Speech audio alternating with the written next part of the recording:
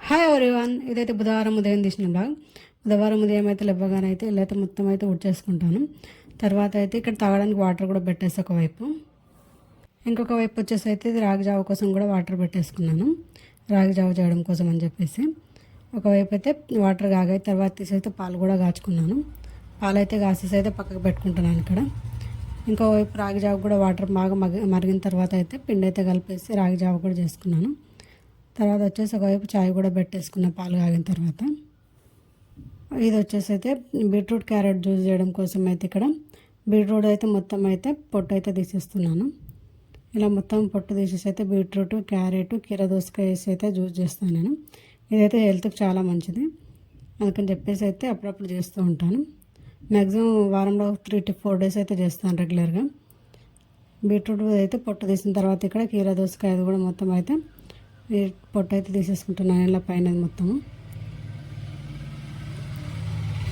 క్యారెట్ని కూడా మొత్తం అయితే పొట్టు తీసేసుకొని జ్యూస్ అయితే చేసేసుకున్నాను. ఇక్కడ వచ్చేసి అయితే పొద్దున బ్రేక్ఫాస్ట్ అయిపోయిన తర్వాత అయితే మొత్తం సామాన్లన్నీ అయితే కడిగేసుకుంటాను ఇలా. నెక్స్ట్ చేసే వంటకైతే అన్నీ కడిగి పెట్టేసుకుంటే అయితే నీట్గా ఉంటుందని చెప్పేసి అయితే ఫస్ట్ అయితే ఉన్నాయన్నీ అయితే కడిగేస్తాను.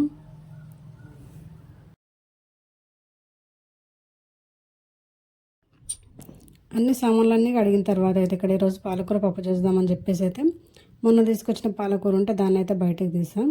దాన్ని అయితే మొన్నే నీట్గా అయితే మొత్తం అయితే ఒలిచి అయితే పెట్టేసుకున్నాను, చెత్త లేకుండా. అలా పెట్టుకుంటే ఫ్రెష్గా ఉంటుంది 2-3 రోజులు అని చెప్పేసి. తర్వాత వచ్చేసి దాన్ని అయితే కోస్తున్నాను ఇక్కడ సన్నగా. ఇది వచ్చేసి 20 రూపీస్ పాలకూర అనమాట. ఇంత చిన్న కట్ట వచ్చింది 20 రూపీస్కి. ఇక్కడైతే ఆకుకూరలు దొరకవు, చిన్న చిన్న కట్టలే ఉంటాయి. 20 రూపీస్, 30 రూపీస్ అలా. అందులో పప్పును కూడా అయితే ఇక్కడ మంచిగా అయితే చెరిగేస్తున్నాను. చెరుక్కున్న తర్వాత అయితే పప్పును ఒకసారి అయితే మంచిగా కడుగుతాను నేను ఎప్పుడైనా.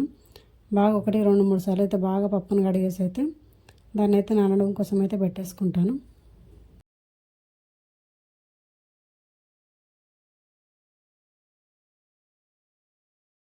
పప్పునైతే మంచిగా కడిగేసి అయితే నానడం కోసం అయితే పెట్టేసుకున్నాను. ఒక 1/2 hour అలా నానబెట్టుకుంటాను. నానబెట్టుకుంటే తొందరగా ఉడుకుతుంది పప్పు అని చెప్పేసి. తర్వాత వచ్చేసి ఇక్కడ బెండకాయలు కోద్దామని చెప్పేసి అయితే వాటిని అయితే మంచిగా అయితే కడుగుతున్నాను ఇలా. బెండకాయలు మంచిగా అయితే కడిగేసి ఒక 15 నిమిషాలు అట్లా ఆరబెట్టుకుంటాను పక్కకి, తడి మొత్తం ఆరిపోయింది. అలాగైతే అయితే ఇక్కడైతే పచ్చిమిరపకాయలను కూడా కడిగేసి పాలకూర చేయడం కోసం అయితే కుక్కర్లో అయితే పెట్టేసుకున్నాను అన్నీ. ఇక్కడ వచ్చేసి బెండకాయలను కూడా కట్ చేస్తున్నాను, మంచిగా ఆరిపోయింది వాటిని అయితే. ఇలా బెండకాయలు అన్నీ అయితే కట్ చేసుకున్న తర్వాత ఇక్కడ బెండకాయ కర్రీ చేయడం కోసం అయితే ఒక ప్యాన్ అయితే పెట్టుకున్నాను. బెండకాయల కోసం అయితే తాలింపు అయితే వేసేసుకొని అయితే అందులో ఉల్లిపాయ, పచ్చిమిర్చి అన్ని తాలింపు వేసి అయితే ఒకసారి అయితే మగ్గనిచ్చుకున్నాను. ఒకవైపు పప్పు అయితే ఉడికింది, దాన్ని అయితే దించి పక్కకు పెట్టేసుకొని దానికి తాలింపు కోసం అయితే ఇక్కడ తాలింపు అయితే వేస్తున్నాను. మట్టి పాత్రలో చేద్దామని చెప్పేసి. అది కొంచెం హీట్ అయిన తర్వాత అందులో ఆయిల్ అయితే వేసుకున్నాను. ఆయిల్ వేసి దానికైతే తాలింపు కూడా వేసేస్తే అది మగ్గుతుంది. మగ్గలోకి ఇక్కడ బెండకాయలు కూడా మంచిగా అయితే తాలింపు అయితే మగ్గిపోయింది. అందులో బెండకాయలు వేసి అయితే మంచిగా కలిపేసి మూత అయితే పెట్టేసుకున్నాను. ఇంకొక వైపు కూడా పప్పుకు పెట్టిన తాలింపు కూడా మంచిగా మగ్గింది. అందులో అయితే కొంచెం చింతపండు వేసేసి అయితే దాన్ని అయితే కొంచెం మరగబెట్టాను. మరిగిన తర్వాత అయితే ఇక్కడ ముందే ఉడికిన పప్పును అయితే ఆ మరుగుతున్న చింతపులుసులు అయితే వేసేసి పైనుంచి అయితే కొత్తిమీర వేసి దాన్ని ఒక 2 నిమిషాలు ఉంచుకుంటే పప్పు అయితే రెడీ అయిపోతుంది. ఇంకొక వైపు అయితే బెండకాయలు అయితే మూత పెట్టడం వల్ల అయితే వాటికైతే బాగా జిగురు వచ్చేసింది. మూత తీసి అయితే ఒక 5-10 నిమిషాలు అయితే వాటిని హై ఫ్లేమ్లో పెట్టి అయితే బాగా అయితే వాటిని వేయించుకున్నాను. ఇలా వేయిస్తే జిగురు రాదు, హై ఫ్లేమ్లో పెట్టేసి వేయిస్తే. దాన్ని బాగా వేగిన తర్వాత ఉప్పు కారం వేసి అయితే కలిపేసి ఒక 10 నిమిషాలు మూత పెట్టుకున్నాను. బెండకాయ కర్రీ అయితే రెడీ అయిపోయింది. ఇక్కడ వచ్చేసి బట్టలు ఉన్నాయి, ఒక 2 బకెట్ల బట్టలు అయితే ఉన్నాయి. 2 రోజుల నుంచి ఉతకలేదు. వాటిని అయితే ఉతకడం కోసం అని చెప్పేసి అయితే వంట అయితే ముందే చేసుకున్నాను. వంట చేసేస్తే ఎంతసేపు అయినా సరే ఉతుకోవచ్చు అని చెప్పేసి మెల్లగా 2 గంటల సేపు ఉతుకోవచ్చు అని చెప్పేసి అయితే వంట అయితే ముందే చేసేసుకొని తర్వాత అయితే బట్టలు అయితే ఉతికేసుకున్నాను.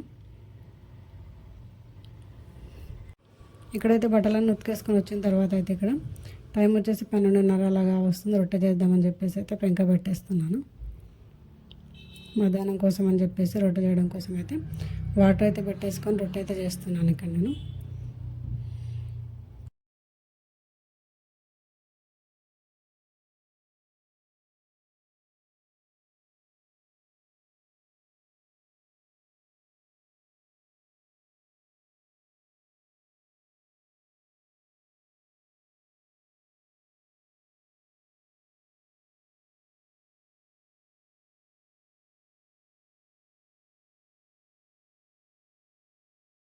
ఇది వచ్చేసి ఈవినింగ్ మధ్యాహ్నం అయితే లంచ్ అయిన తర్వాత అయితే ఒక గంట సేపు ఆగిన తర్వాత అయితే మొత్తం అయితే బట్టలు అయితే ఆరిపోయాయి. వాటిని అయితే తీసుకొచ్చేసి పొద్దున ఉతికిన బట్టలన్నింటిని అయితే మడత పెట్టేసుకుంటున్నాను. ఇక్కడ బట్టలన్నీ అయితే మడత పెట్టేసుకున్నాను పొద్దున ఉతికిన ఆరినాయి అని చెప్పేసి. తర్వాత వచ్చేసి ఇక్కడ ఇల్లు కూడా ఊడ్చేసాను సాయంత్రము. ఇలా మొత్తం ఒకసారి అయితే మొత్తం ఇల్లు మొత్తం అయితే ఊడ్చేసుకుంటాను. ఇలా ఊడ్చిన తర్వాత అయితే సాయంత్రం చాయ్ కూడా పెట్టేసాను. చాయ్ పెట్టిన గ్యాప్లో అయితే పొద్దున కడిగిన సామాన్లన్నీ ఉంటే వాటిని అయితే సదిరేసుకుంటాను. ఇలా మొత్తం సామాన్లన్నీ ఇలా సాయంత్రం ఇంట్లో అన్ని పనులు అయితే చేసుకుంటాను. ఇంట్లో అన్ని పనులు చేసుకున్న తర్వాత అయితే ఒక గంట సేపు అయితే వాకింగ్కి వెళ్తాను. ఇక్కడైతే బాగుంటుంది, చల్లటి గాలికి పచ్చటి వాతావరణం అయితే చాలా బాగుంటుంది వెదర్. ఒక గంట సేపు వాకింగ్కి వెళ్తే అయితే చాలా అంటే చాలా ప్రశాంతంగా ఉంటుంది. వెళ్ళేసి వచ్చిన తర్వాత అయితే మళ్ళీ ఒకసారి అయితే ఇక్కడ చాయ్ కూడా పెట్టేస్తున్నాను. ఇది వచ్చేసి నైట్ కోసం బియ్యం కూడా కడిగేసి అయితే పెట్టుకున్నాను నేను. చాయ్ల కోసం అయితే ఇక్కడ బెల్లం అయితే తురుముకుంటున్నాను, చక్కెర బదులు బెల్లం వేద్దామని చెప్పేసి. చాయ్ పెట్టేసిన తర్వాత అయితే రొట్టె చేద్దామని చెప్పేసి అయితే 2 రొట్టెలు అయితే చేసి, ఒక రొట్టెలో అయితే ఉప్పు కారం అల్లం వెల్లిగడ్డ వేసి అయితే చేసా. ఇలా అప్పుడప్పుడు చేస్తూ ఉంటే చాలా టేస్టీగా ఉంటుంది. ఇలా చేసుకుంటే కూడా ఇది తినడానికి కూడా చాలా టేస్టీగా అనిపిస్తుంది. అందుకని చెప్పేసి అందులో ఉప్పు కారం అల్లం వెల్లిగడ్డ వేసి దాన్ని బాగా కలుపుకోవాలి. బాగా కలిపేసి అయితే పిండి ముద్దనైతే ఇలా చేసుకుని అయితే రొట్టె అయితే చేసుకోవాలి. ఇలా నైట్కి రొట్టెలు చేసిన తర్వాత అయితే లాస్ట్ రొట్టెలు అయితే ఇలా చేసుకుంటాను. ఇలా చేసి దాన్ని అయితే బాగా కాలవాలి, గట్టిగా అయ్యేంత వరకు అయితే కాల్చుకోవాలి. పిండి కొంచెం మెత్తగా అయింది, అందుకని చెప్పేసి అయితే కింద అంటుకుంటుంది అది. దానికైతే ఇంకొంచెం పొడి పిండి వేసి అయితే రొట్టె అయితే చేసుకుంటున్నాను. ఇక్కడ ఏదైతే రొట్టె చేసుకుని దాన్ని అయితే పెంక పైన వేసుకొని అయితే వాటర్ పెట్టేసుకొని 2 వైపులా దింపుతూ అయితే బాగా కాల్చుకోవాలి. దీన్ని అయితే ఇలా 2 వైపులా దింపుతూ గట్టిగా కాల్చుకుంటే చాలా టేస్టీగా ఉంటుంది. ఇది ఊరికే తిన్నా కూడా ఏ కర్రీ లేకుండా ఉత్తగా తినవచ్చు దీన్ని, అంత గట్టిగా అయితే కాల్చుకోవాలి. ఇలా తింపుతో అయితే మొత్తం రొట్టెని అయితే గట్టిగా అయ్యేంత వరకు అయితే ఒక 5 నిమిషాలు అయితే బాగా కాల్చుకుని దాన్ని అయితే పెంకకి అలాగే వదిలేస్తాను ఒక 10 నిమిషాలు. రొట్టెలు చేసిన అయిపోయిన తర్వాత అయితే ఇక్కడ గ్యాస్ అయితే క్లీన్ చేస్తున్నాను. రొట్టెలు చేయడం ఎంత టైం పడుతుందో గ్యాస్ క్లీన్ చేయడం కూడా అంతే టైం పడుతుంది. ఇట్లా మొత్తం అయితే నైట్ అయితే నీట్గా అయితే చేసేసుకుంటాను. ఇట్లా గ్యాస్ మొత్తం అయితే క్లీన్ చేసుకొని నైట్ ఉన్న సామాన్లు కూడా అన్నీ కడిగేసుకుంటాను.